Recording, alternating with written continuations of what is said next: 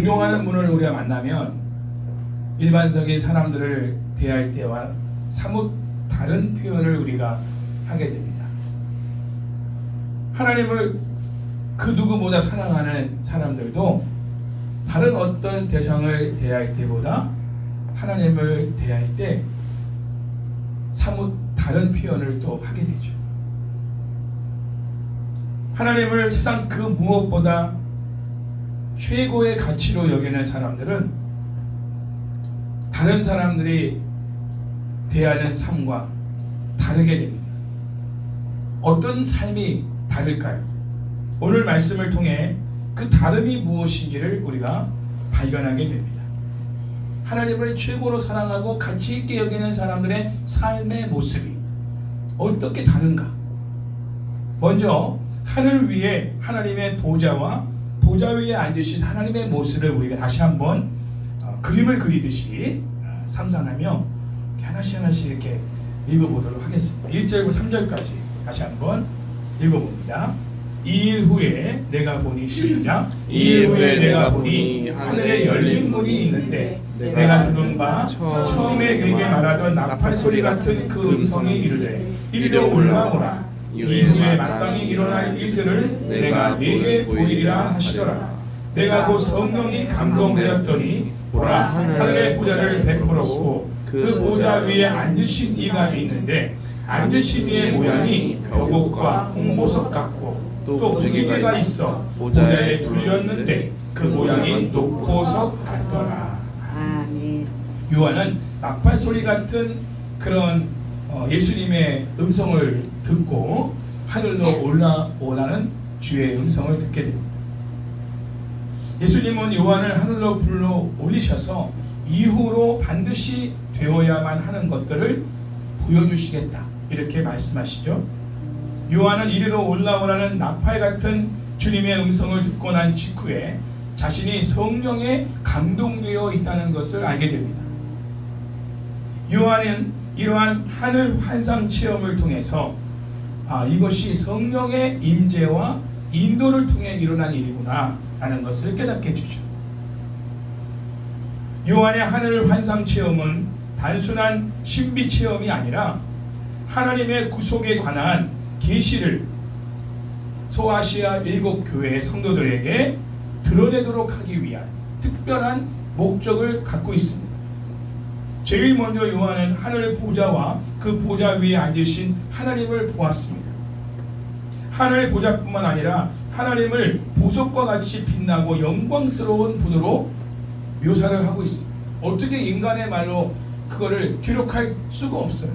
그래서 본인이 알고 있는 그 당시 가장 유명한, 가장 가치 있는, 가장 아름다운 보석들의 이름을 이렇게 기록하면서 하나님의 모습이 이와 같다 이렇게 기록을 하고 있습니다. 특히 무지개가 하늘 보좌에 둘렸다는 표현은 보좌에 앉으신 하나님의 영광을 효과적으로 드러낼 뿐만 아니라 무지개가 뭘 상징하죠?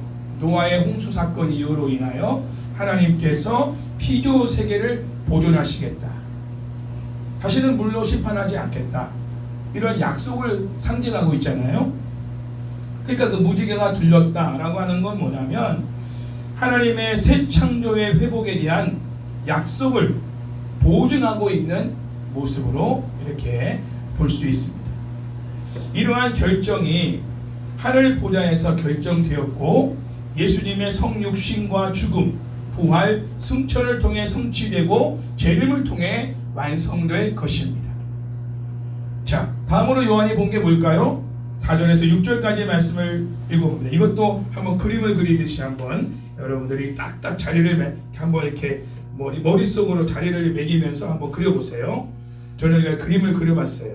자, 같이 한번 있습니다. 시작. 또 보좌에 둘려 24 보좌들이 있고 그 보좌들 위에 24 장로들이 흰옷을 입고 머리에 금관을 쓰고 앉았더라.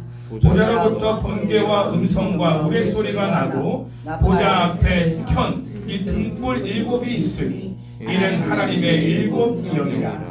보좌 앞에 수정과 같은 유리 바다가 있고 보좌 가운데와 보좌 주위에 4 생물이 있는데 앞뒤에 눈들이 가득하더라. 아멘. 제가 그림을 이렇게 다 원고에다 그려봤어요. 와, 정말 잘 그리지 못했지만 상상이 됩니다.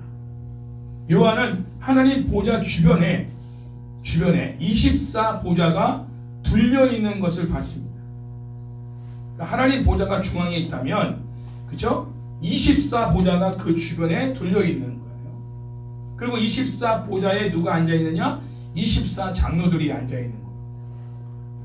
그리고 보좌 주변에 7등불, 불이 켜져 있는 7등불이 이렇게 있는 겁니다. 그 7등불은 7명, 성령을 말하죠. 성령님이 하나님의 보좌를 운행하고 계신 거예요. 빛을 밝히고 있는 거예요. 영광을 비추고 있는 거죠. 그리고 네 생물이 또 그 주변에 있어요. 안과 밖에 눈들이 가득해. 눈이 가득해. 그 네 생물이 하나님 보좌 주변에 또 있는 겁니다. 네. 누구를 향하고 있어요? 모두가 중앙에 있는 하나님을 향하고 있다는 거예요. 이게 예배 현장이에요. 예배의 중심은 누구예요? 하나님. 하나님을 집중하고 있는 거예요. 모두가. 그리고 성령님이 하나님 보좌를 운행하시면서 예배를 주관하시는 하늘 나라의 예배입니다. 여기서 이제 보면은 그 보좌 주변이 얼마나 아름답고 조화로운지 몰라요. 바로 그것은 하나님의 권위를 상징하고 있습니다. 하나님의 권위. 다시 말하면 하나님의 권위는 세상 어느 권위보다 아름답고 영광스러운 권위를 가지고 계시다. 이런 뜻이죠. 세상에서 가장 높고 영화로운 그런 어떤 권위를 가진 사람들은 누구일까요?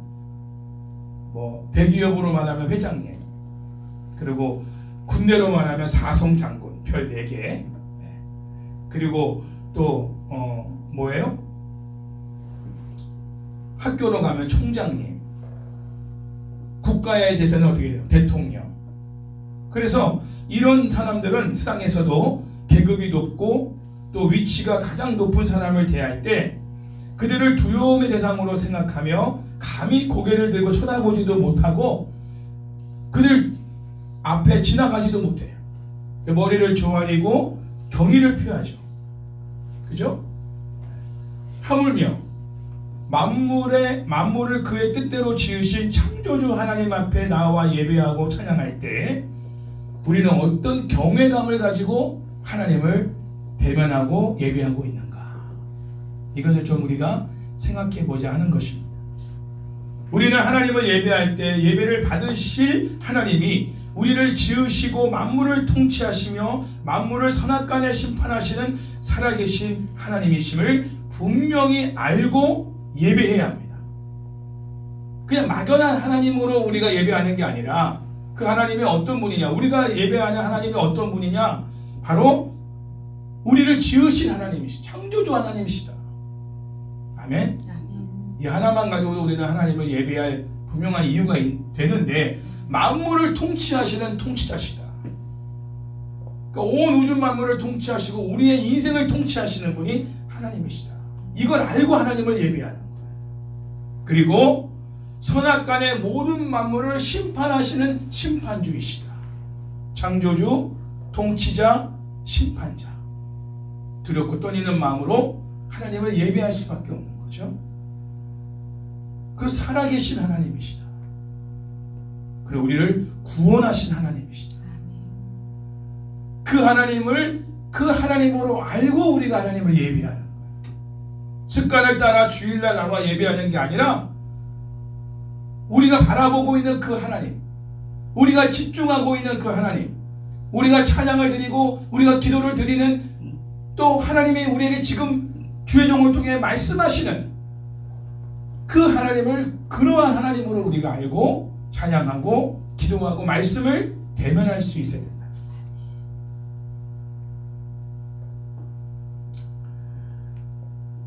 그리고 오늘 본문에서 알 수 있듯이 천국에서 하나님 보좌 앞에 서서 하나님께 예배와 찬양을 드릴 수 있는 존재는 내 생물과 24장로 뿐이라는 사실을 알 수 있습니다. 아무나 예배 드릴 수 있는 게 아니에요. 이 내 생물은 모든 피조물을 대표하는 존재들입니다. 천사를 포함해서. 그리고 24장로는 구약과 신약의 교회를 대표하는 사람들로 보고 있습니다.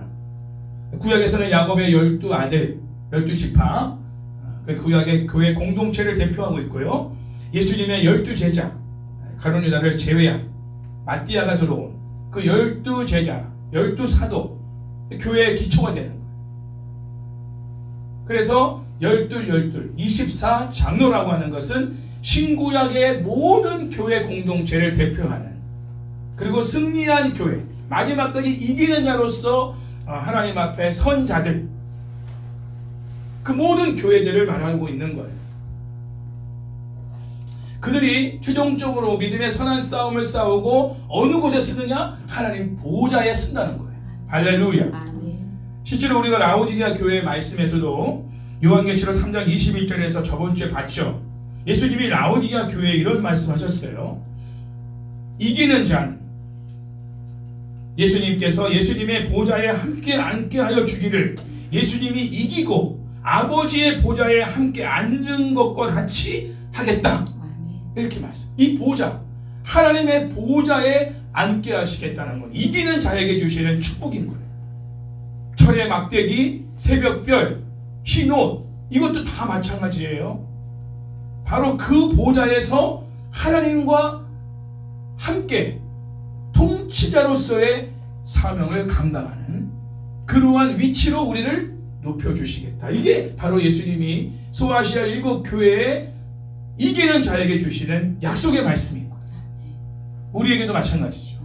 끝까지 이기는 자는 바로 하나님 보좌에 서게 하신다. 그 앉게 하신다. 할렐루야. 이거 엄청난 권위요, 특권이요, 축복인 것입니다. 그래서 이 보좌 주변에 네 생물과 24장로들이 하나님 보좌를 둘러 서 있다는 거예요. 그들은 모두 흰옷을 입고 있어요. 그리고 승리와 영광을 상징하는 금관을 쓰고 있습니다. 금관을. 성도들에게 흰옷이 입혀진다는 건 뭐냐면 바로 하나님의 의로움이 우리에게 수여되었다라는 거예요. 하나님의 의로움이 우리의 의로움이 되었다라는 거죠. 그 상징적인 게 흰옷을 입은 거예요. 흰옷을. 흰옷을 입히신 분이 누구냐? 하나님이십니다. 그러니까 우리를 의롭게 하신 분이 누구냐? 하나님이시죠. 그리고 우리를 정말 의로운 자로 살아가게 하시는 분이 누구냐? 하나님이신 거예요. 우리의 신분만 의로운 자가 아니라 우리의 삶도 의롭게 만드시는 분이 하나님이시죠. 성삼위일체 하나님께서 지금도 우리를 의로운 자로 만들어 가시는 거예요. 불로 연단한 금을 사게 해서, 그렇죠? 우리로 말씀을 가지고 지켜 행하게 하면서 고난을 통과하고 시련을 통과하면서 우리를 연단한 금으로 만들었어. 정금과 같은 그러한 믿음의 사람들로 우리를 만들어서 흰옷을 입은 사람으로서 흰옷 입은 사람의 다운 삶을 살아가도록 만들어 가시는 분도 하나님이시죠. 하나님의 열심히 그 모든 일을 이루어 가시는 거예요. 우리의 공로가 없는 거죠. 그리고 승리한 교회는 흰옷을 입은 것을 볼 때 하나님 보좌의 주변에서 바로 우리 하늘에 속한 존재다, 하나님께 속한 존재다 라는 사실을 우리가 또 아는 거예요. 왜냐하면 흰옷을 입은 분은 하나님 예수님밖에 없는데 우리도 그 흰옷을 입고 있는 거야. 의로운 분은 하나님과 예수님밖에 없어. 의로우신 성령님밖에 없어. 그래 우리도 그 의로운 존재가 됐다는 거는 우리가 하나님께 완전히 속한 자로 인정해 주신다는 거죠. 하나님 것이다. 하나님과 같은 존재로 우리를 만들어 주신다. 하나님의 보좌를 중심으로 둘려있는 24장로가 흰옷을 입고 금관을 쓰고 보좌에 앉아있는 모습은 이미 승리하여 하나님의 왕권을 위임받아 왕권을 행사하는 교회 공동체의 모습을 보여주고 있는 것입니다. 이러한 교회의 특징은 죄로 인해 타락하기 전에 하나님의 형상대로 지음받아 에덴에서 하나님의 왕권을 대신 감당함으로 하나님의 영광을 모든 피조물 가운데 드러냈던 아담의 모습을 재현하고 있습니다. 죄가 들어오기 전 아담의 모습. 하나님은 에덴에서의 아담의 기능과 역할을 회복시키기 위한 계획을 하늘에서 작정하시고 하나님의 아들 예수 그리스도를 통해서 그 일을 성취케 하셨어요. 이러한 왕적 지위와 관련하여 이기는 자에게 신혼, 그리고 금관, 그리고 24 장로가 앉는 보좌, 하늘 보좌가 약속된 것입니다. 보장된 것입니다. 요한이 환상 중에 본 교회의 모습은 승리한 교회의 최종적인 모습입니다. 비록 현재 우리 한가족교회의 모습을 볼 때는 너무도 작고 부족하고 연약해 보이지만 최종적으로 보게 된다면 우리 한가족교회의 모습은 순결하고 영광스러운 그러한 모습이 될 것입니다. 끝까지 이기는 자로서 살아간다면. 세상 사람들이나 세속화된 교회의 성도들이 볼 때는 세상에서 유명한 자가 되고 세상에서 인정받는 자가 되며 세상에서 성공한 자가 되는 것을 소망할 것입니다. 더 큰 교회, 더 많은 재산, 더 많은 유명함, 더 유명한 그런 존재가 되고 싶은 욕망들이 다 있어요.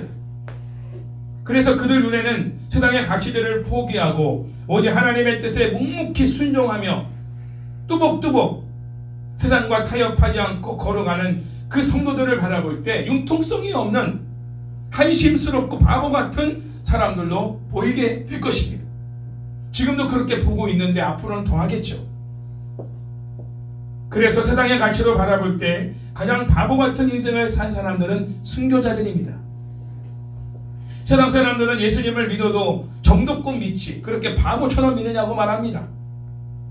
그러나 그렇지 않습니다. 순교자들은 하나님이 앉아 계신 영광의 보좌 주변에 마련된 보좌에 앉아 하나님을 경배하며 하나님과 함께 다스릴 특권을 누리게 될 것이기 때문입니다. 그 영광스러운 자리를 그들이 차지하게 될 것이기 때문에 결코 한심스럽고 바보 같은 인생을 산 것이 아니라는 걸 여러분 꼭 기억하세요. 세상의 판단 기준을 가지고 우리의 삶을 판단해서는 안 됩니다.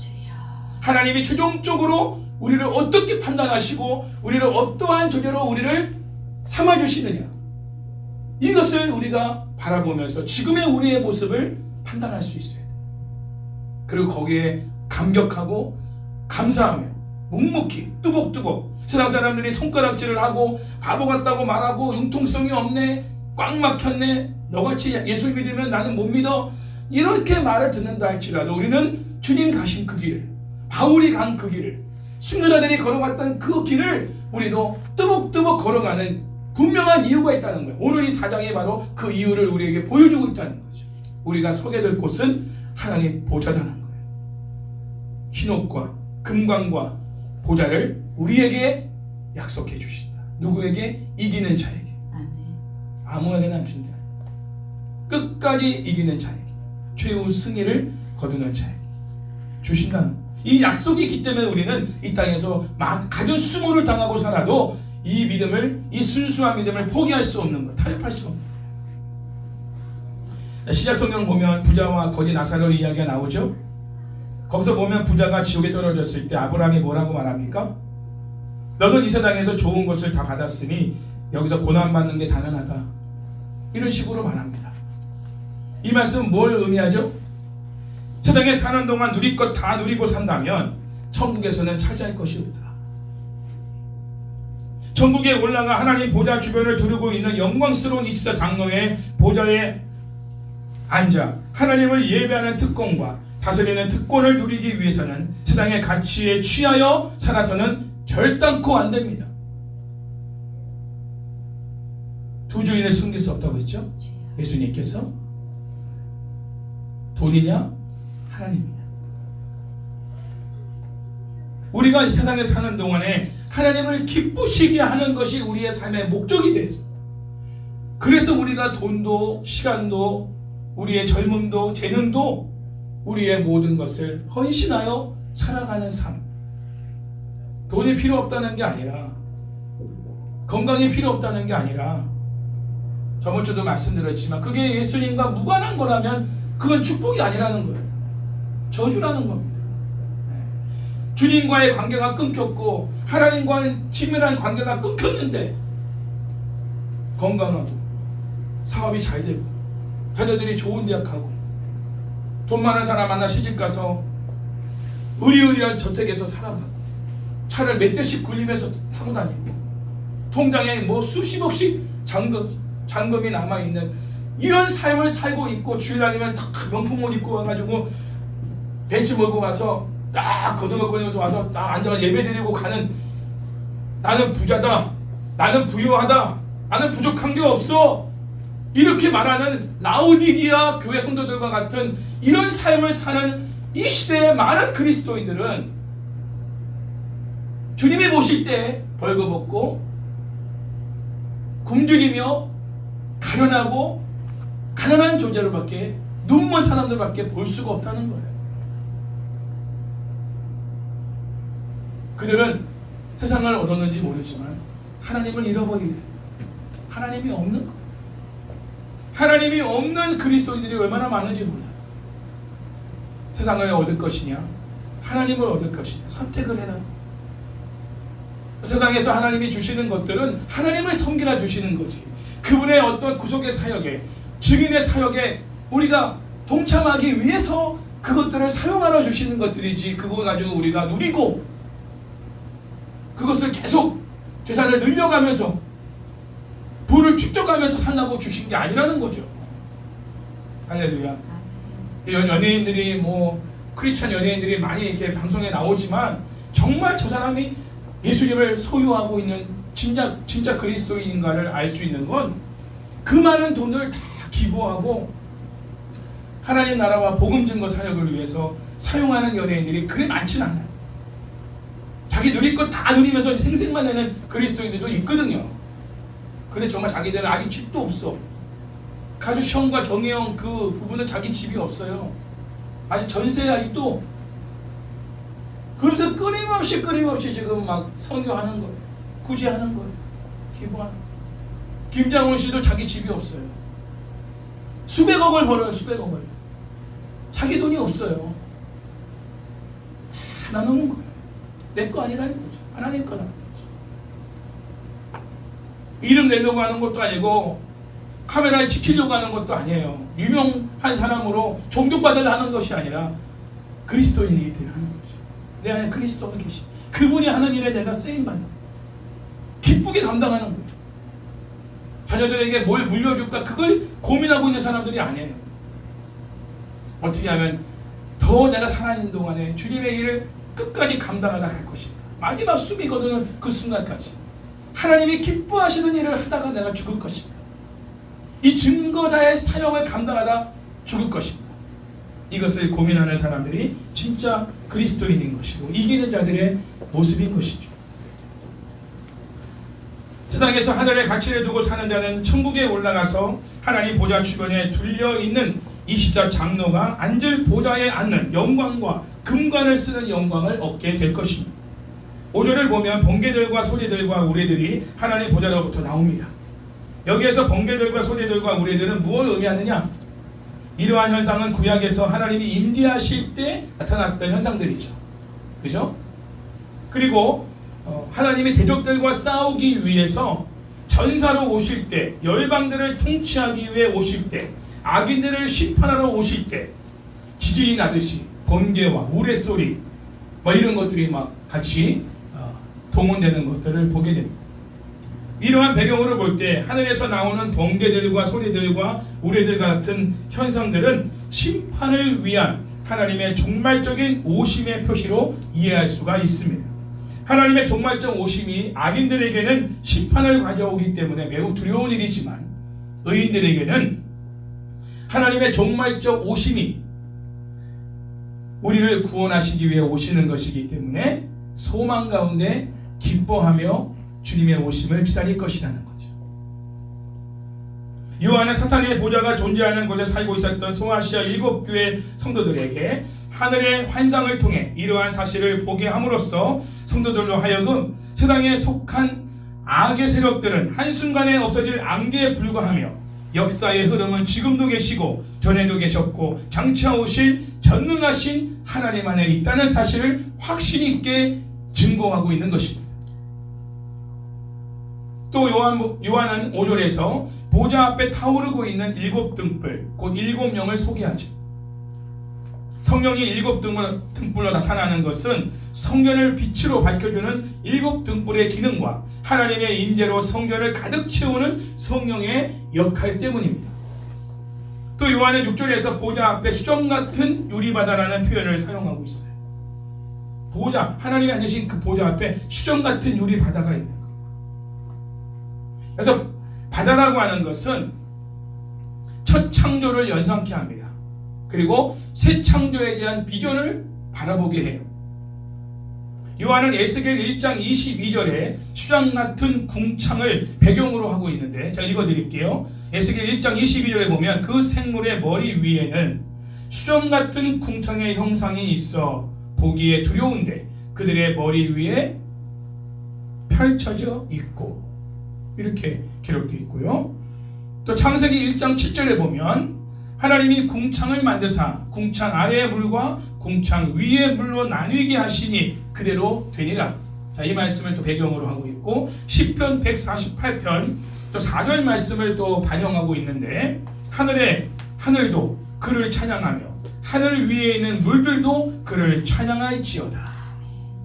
다윗이 찬양한 고백, 그 창세기에 기록된 내용, 에스겔 선지자가 또 예언한 부분, 이 말씀을 배경으로 요한이 지금 자신이 바라본 하나님 보좌의 수정 같은 그런 유리바다, 이것을 통해서 지금 설명하고 있는 것입니다. 또한 요한은 바다를 악의 근원으로 간주하여 또 제압되어야 될 대상으로 또 해석함으로써 악의 세력에 대한 하나님의 승리를 선포하는 그런 내용을 담고 있죠. 그리고 6절에서 보좌 가운데에 또 보좌 주위에 네 생물이 있는데 앞뒤에 눈들이 가득하더라 라고 표현하고 있습니다.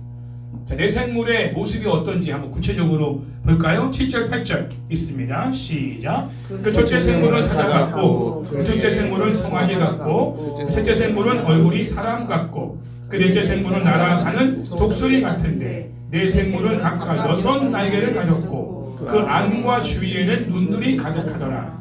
그들이 밤낮 쉬지 않고 이르기를 거룩하다 거룩하다 거룩하다. 주 하나님 곧 전능하신 이여, 전에도 계셨고 이제도 계시고 장차 오실 이시라 하고.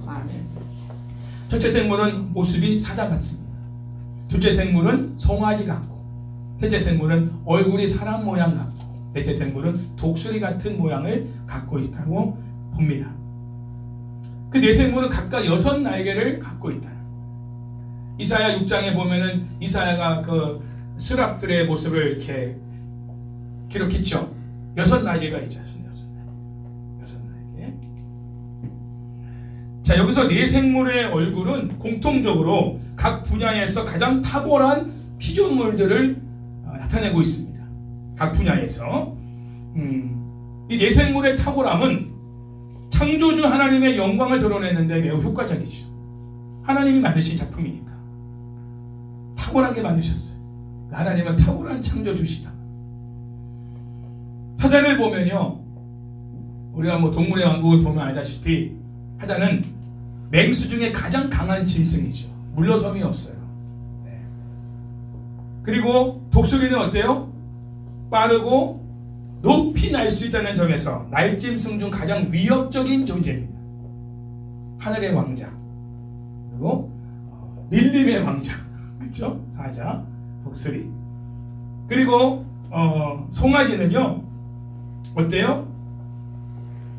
모든 이 짐승들 중에서 가장 소중하게 사용되는 짐승이에요. 버릴 게 없어. 송아지는 가죽까지 남겨요, 죽어서. 버릴 게 없고 충성된 그런 짐승입니다. 묵묵히 자기 일을 끝까지 감당하다 아낌없이 다 내어주고 가는 그런 짐승이 소예요. 소. 그리고 이제 사람은 어때요? 만물의 영장이죠. 가장 하나님의 그 지혜와 그 형상을 많이 닮은 그러한 존재입니다. 이 네 생물이 하늘에 존재한다는 이유는 뭐냐? 모든 피조물이 하늘에서부터 시작되었다. 하나님으로부터 시작되었다. 라는 것을 말하고 있습니다. 그리고 하나님이 앞으로 새 창조를 이루실 때, 예수님 재림 이후에 새로운 창조, 새 에덴을 회복하실 때 어떠한 모습으로 이들이 또한 이렇게 하늘 보좌의 주변에 있을 것인가, 이것도 그려주고 있는 것이죠. 그리고 내생물이 하나님의 보좌 주위에 있다는 것은 창조주와 피조물 사이의 관계를 상징적으로 잘 나타내주고 있습니다. 멀리 떨어져 있는 게 아니에요. 하나님 보좌 주변에 그 내생물이 있는 겁니다. 친밀하죠. 가까이 있죠. 그들도 하나님을 찬양하고 있어요. 하나님이 온 피조물 세계에 충만하신 이유는 하나님이 창조하신 피조물로부터 영광을 받으시기 위함인 것입니다. 이러한 관계가 가장 잘 나타났던 장소가 에덴 동산이죠. 에덴 동산이야말로 모든 피조물과 창조주 하나님과의 관계가 가장 아름답고 조화로웠던 장소였습니다. 하나님의 보좌가 에덴 동산에 있었으며 피조물은 하나님의 보좌 중에서와 보좌 주위에 충만하였고 조화롭게 존재할 수 있었어요. 피조물을 대표하는 네 생물이 하나님 보좌를 중심으로 존재한다는 그림이 바로 이러한 정황의 근원을 잘 묘사해주고 있는 것입니다. 죄가 들어오기 전에 그 에덴의 모습을 보여주고 있는 거죠. 앞으로 그 새 에덴, 그 에덴의 회복을 하실 것이다라는 걸 보여주고 있는 거예요. 인류가 타락한 이후의 에덴 동산의 회복은 구약을 보면 성막, 가나안 땅, 성전을 통해서 그것을 구현했습니다. 그리고 예수님의 탄생과 부활과 승천을 통해 종말적 성취를 이루고 재림을 통해 완성되죠. 예수님의 성취를 통해 하나님의 백성들을 나라와 제사장으로 삼으셨습니다. 예수님 안에 이루어진 이 새 창조의 역사는 현재 지상의 교회 공동체 가운데 성취되어 체험되기도 합니다. 그러나 장차 새 에덴의 회복을 통해 온전히 경험하게 될 것이죠. 지금 우리가 경험하는 것은 일부분인 거예요. 죄가 아직도 관영한 세상에 살고 있기 때문에 우리 하나님의 임재 속에서 하나님을 누리고 하나님 통치를 받고 살지만 그러나 온전히 그걸 누리지 못하는 거예요. 아직은 치열한 전투가 있으니까. 그러나 이제 하늘에 가면 완전히 누리는 거죠. 하나님과 모든 피조물과 모든 사람들과의 관계가 너무 좋은 거예요. 막힘이 없는 거예요. 그리고 모두가 서로를 높이고 찬양하는 이러한 자리인 거예요. 그리고 중앙에 계신 하나님을 높이고 있는 거죠. 그분을 중심으로 하여 모든 피조물들이 조화롭게, 아름답게, 영광스럽게 하나님을 높이며 서로를 높이며 함께 살아가는 그것이 바로 새 에덴, 그렇죠? 새 하늘과 새 땅, 우리가 최종적으로 갈 곳인 겁니다. 할렐루야. 그걸 보여주고 있는 거예요.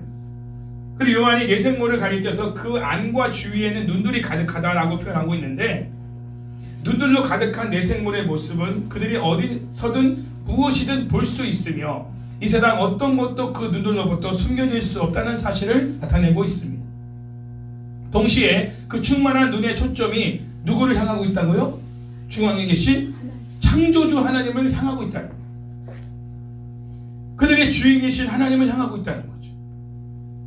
왜냐하면 내 생물이 하나님의 보좌를 중심으로 존재하고 있기 때문입니다. 이것은 피조물에 대한 하나님의 주권을 나타내주고 있는 거예요. 이러한 특징은 내 생물이 피조물을 대표할 뿐만 아니라 창조주 하나님을 대표하기도 한다는 것을 보여줍니다. 이러한 여러 개의 눈은 모든 피조물 가운데 하나님의 대리자들로서의 하나님의 하나님 되심을 증거하는 역할을 이 내생물들이 감당한다는 것이죠. 여기서 우리는 내생물의 역할 중에 하나님의 뜻을 온 세상에 알리려는 것이 포함되어 있다는 것을 발견할 수 있습니다. 실제로 요한계시록 6장 1절에 8절까지 말씀을 읽어보면 4개의 인심판, 하나님 내리시는 심판 가운데 인심판이 있는데 그 인심판 중에 4개의 인심판을 하나님을 대신하여 보냄을 받은 이 네 생물이 주도하에 진행됩니다. 한번 읽어보시면 네 생물, 즉 아까 말한 이 네 생물들이 그 인심판을 주도해서 진행합니다. 그 대행자 역할을 한다는 거죠. 하나님 대신해서. 이 내생모는 그들의 충만한 눈으로 세상을 살펴보며 세상의 심판을 대행함으로써 하나님의 뜻을 실행하는 역할을 또 준행하고 있다는 거예요. 또한 내생모는 모든 피조물을 대표하여 창조주 하나님을 찬양하고 예배하는 모습을 8절에서 우리가 보게 되죠. 밤낮 쉬지 않고 보좌에 앉으신 하나님을 찬양합니다. 거룩하다, 거룩하다, 거룩하다. 그렇죠? 전능하신 하나님, 창조주 하나님을 찬양합니다. 또 10절 말씀을 보면 내생물이 하나님께 영광과 존귀와 감사를 돌리자 24장로들이 곧 이어서 보좌에 앉으신 하나님 앞에 엎드려 절하며 경배하며 자기의 면류관을 보좌 앞에 드리며 하나님께 예배하며 찬양하는 모습을 보게 되죠. 자, 9절과 11절 말씀을 읽겠습니다. 시작. 그 생물들이 보좌에 앉으사 세토록 살아계시는 이에게 영광과 존귀와 감사를 돌릴 때 24장로들이 보좌에 앉으신 이 앞에 엎드려 세토록 앉아 계시는 이에게 경배하고 자기의 관을 보좌 앞에 드리며 이르되 우리 주 하나님이여 영광과 존귀와 권능을 받으시는 것이 합당하오니 주께서 만물을 지으신지라 만물이 주의 뜻대로 있었고 또 지으심을 받았나이다 하더라. 아멘. 자, 8절 하반절 그 9절 11절 말씀을 보면 네 생물과 24장로들이 하나님 보좌 주변에서 뭘 하고 있어요? 하나님을 예배하며 찬양하고 있다. 자, 네 생물이 하나님께 드린 그 예배의 찬양은 어떤 내용을 담고 있냐? 첫 번째로 거룩하심을 쉬지 않고 찬양하고 있다. 하나님은 거룩하심. 세 번이나 거룩하다, 거룩하다, 거룩하다. 모든 피조물을 대표하는 네 생물이 하나님을 예배하며 찬양하는 모습을 통해서 모든 피조물의 존재의 목적이 뭐냐? 하나님께 예배와 찬양으로 영광 돌리기 위해서 존재한다. 이것을 우리가 알 수 있는 거죠. 존재의 목적이 뭐냐? 지금도 꽃들도 새들도 그리고 나무들도 짐승들도 다 무엇을 하기 위해서 창조된 피조물들이냐? 하나님을 찬양하기 위해서 만들어진 존재라는 거예요. 우리 인간도. 이걸 지금 하늘의 보좌에서 이거를 재현되고 있는 걸 보여주고 있는 거죠. 원래 목적이 그렇다. 네 생물의 찬양은 이사야 6장 3절에 나오는 스랍들의 찬양 내용을 그대로 반영해 주고 있어요. 하나님의 본성이 거룩하십니다. 그래서 하나님에게는 죄가 절대로 용납되지 않아요. 하나님은 그분의 거룩하심으로 이 세상의 모든 죄를 소멸하실 것입니다. 사실 엘리 제사장이 두 아들이 범죄한 것을 알고도 그를 책망하고 꾸짖고 그걸 못하게 하는 일을 못했잖아요. 그래서 책망할 때 뭐라고 했어요? 너는 나보다 네 자식들을 더 사랑했다. 저는 그 말씀이 도대체 이해가 안 돼요. 근데 제사장의 사명을 보니까 이해가 되더라고요. 물론 하나님의 백성들이 다 제사장이에요. 지금은 나라와 제사장 삼으셨습니다. 그러면 하나님 나라와 제사장으로 삼으신 우리들이 해야 될 일은 뭐냐면 하나님의 거룩하심을 드러내는 거예요. 아멘. 우리의 언어가 하나님의 거룩하심을 드러내고 우리의 삶의 모든 선택과 결정과 행동과 습관과 모든 것들이 하나님의 거룩하심을 드러내야 되는 존재라는 거예요. 비록 죄가 우리 안에 본성이 아직 있기 때문에 치열한 싸움을 통해서만 그것이 가능한 일이지만 천상에서는 하나님의 거룩하심을 드러내는 목적으로 네 생물과 24장로들이 그 찬양으로 하나님께 거룩하신 분을 거룩한 백성들이 거룩한 피조물들이 찬양하고 있다는 거죠. 이 땅에서도 우리가 해야 될 것은 하나님의 거룩하심을 드러내는 거예요. 공의로우신 하나님. 그래서 죄에 대해서는 엄격하게 꾸짖고 책망해야 된다는 거예요. 이게 성경적인 교육 방법입니다. 자녀 양육입니다. 잠언서에도 나와 있지만, 그렇죠? 세상의 어떤 양육 방식으로 우리가 양육하는 게 아니라 하나님의 백성으로서 거룩하신 하나님이 어떻게 우리를 다스리시느냐. 하나님은 죄를 절대로 용납하지 않는다. 물론 죄인을 사랑하시죠. 끝까지 사랑하시고 포기하지 않아요. 그 사랑과 공의를 균형 있게 드러내는 이런 존재가 이 시대에는 그리스도인들밖에 없는 거예요. 우리들 외에는 그 모습을 보일 수가 없는 거죠. 그런 삶을 살 때 하나님이 너가 나의 참 백성이구나. 그걸 의롭게 인정하신다. 오늘날 주변에서 일어나는 죄의 현상들을 보며 하나님의 심판을 우리는 두려워해야 합니다. 왜? 하나님은 반드시 그 죄를 소멸하실 것이기 때문에. 그리고 그냥 두지 않아요. 반드시 심판하십니다. 세상 권력의 힘을 두려워할 것이 아니라 죄를 소멸하시는 하나님을 우리는 두려워해야 돼요. 우리가 하나님만을 두려워한다면 세상의 권력은 두려움의 대상이 되지 않을 것입니다. 하나님이 거룩하시니 하나님은 하나님의 백성인 우리도 거룩하게 하실 것입니다. 하나님이 우리를 거룩하게 하실 것입니다. 우리도 우리를 거룩하게 하시는 그 거룩하신 하나님을 쉼없이 찬양할 뿐만 아니라 우리 삶 속에서 어떻게 하든지 간에 그 하나님의 거룩하심을 드러내기 위한 몸부림이 우리에게도 필요하다는 겁니다. 어떤 일을 결정할 때도 이게 하나님의 거룩하심과 맞는 표현인가, 그런 행동인가, 그런 생각인가, 그런 언어인가를 우리가 고민하고 또 싸우면서 하나님의 거룩하심과 합당하지 않은 것이라면 참고 절제하고 통제하고 하나님의 거룩하심과 합당한 부분이라면 그거를 표현할 수 있는 그런 결단이, 그런 절제가 우리에게 몸부림으로 싸움으로 성령님과 함께 해야 되는 부분이 있다는 거죠.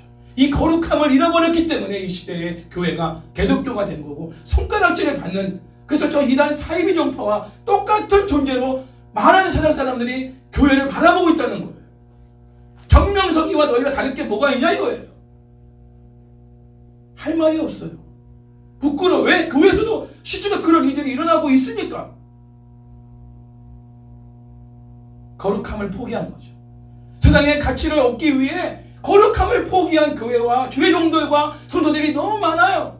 그들은 이기는 자가 될 수 없고 하나님 보좌 앞에서 24 장로들처럼 서서 경배하며 거룩하다 거룩하다 거룩하다 하며 하나님을 찬양하고 영광과 존귀와 감사와 권능을 하나님 앞에 올려드릴 수가 없어요. 아무나 그 자리에서 그런 찬양을 드릴 수 있는 게 아니죠. 이 땅에서도 그러한 삶을 산 사람들이 하늘에서도 그러한 삶을 살게 하시는 겁니다. 할렐루야. 아멘. 우리의 존재와 존재에 맞는 삶이 뭔지를 오늘 이 말씀을 통해 우리가 최종적으로 우리의 모습이 저런 모습이라면 지금 이 땅에서의 우리의 모습도 비슷하게는 하지 않겠습니까? 완벽할 수는 없지만. 할렐루야. 아멘. 둘째로 내 생물은 주 하나님이여 곧 전능하신 이여 전에도 계셨고 이제도 계시고 장차 오실 이시라고 하나님을 쉬지 않고 찬양합니다. 주 하나님이여 곧 전능하신 이라고 덧붙여 찬양하는 것은 하나님이 우주 만물을 통치하시는 주권자만이 아니라 창조와 새 창조를 완성하시는 분이심을 강조하고 있기 때문입니다. 피조물을 대표하는 내생물이 이렇게 하나님을 찬양하는 것은 이 세상의 임금인 사탄과 사탄의 대리 통치자인 로마 제국의 황제의 존재의 의미를 매우 약화시키고 있는 거예요. 너희들이 정말로 숭배하고 경배하고 두려워할 대상은 로마 황제가 아니다 이거예요. 모든 죄를 소멸하시는, 모든 우주 만물을 통치하시는 창조주 하나님, 전능하신 하나님, 세대를 창조하실 그 하나님을 우리는 두려워하고 경배하고 그분만을 예비해야 한다.